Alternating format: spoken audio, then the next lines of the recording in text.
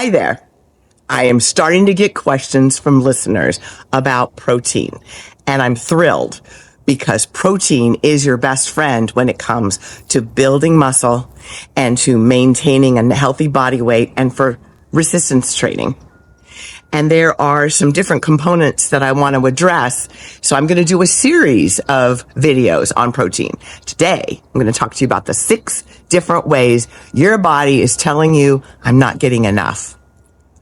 So the first one is brain fog. Now, we all have the occasional time when we just didn't get a good night's sleep and we're just kind of fading in the time when we want to concentrate. But if it's a persistent, recurring syndrome that happens at the same time every day, that may be a sign that you're not getting enough protein.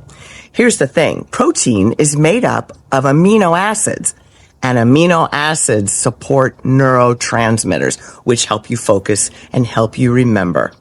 So that's one way you know. Second way is brittle nails and thinning hair.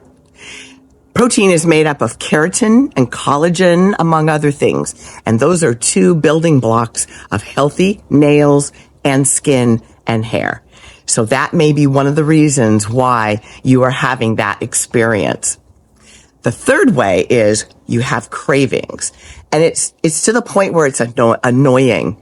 So you've had a good breakfast, you've had a healthy lunch, and then you're still hungry. And you don't know why. And you don't want to eat stuff, but you're just like that gnawing hunger. That comes from a drop in blood sugar. As it turns out, protein is fantastic as a hunger regulator. It feeds the satiety. Satiation is that's the feeling of being full. Your satiety hormones are very much satisfied by protein. It calms them down. So you have more of a smooth sailing between meals. The fourth one is persistent low energy. So you have this feeling of after lunch, you've got a 2:00 meeting and you have to amp yourself up with protein every day. It could be that your blood sugar needs to be more stable.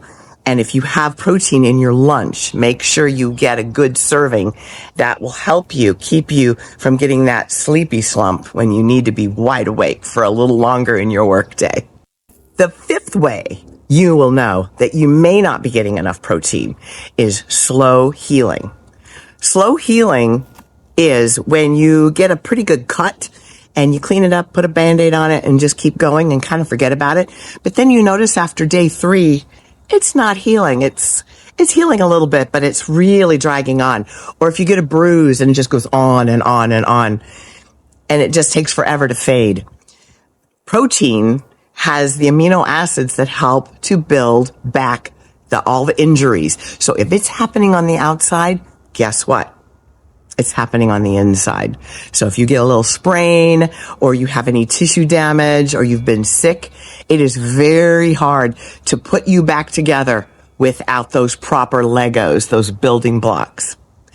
The 6th way that you know you may not be getting enough protein is muscle loss. And this is particularly when we diet.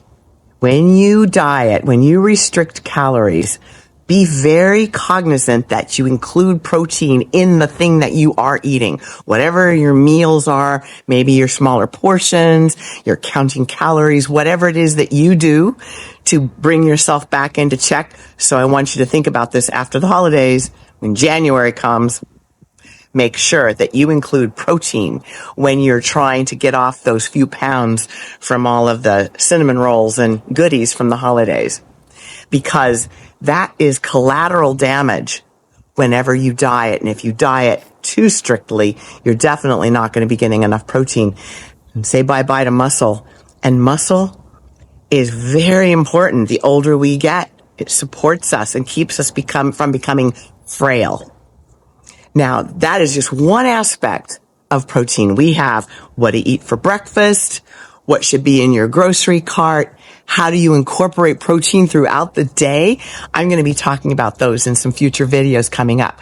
So stay tuned.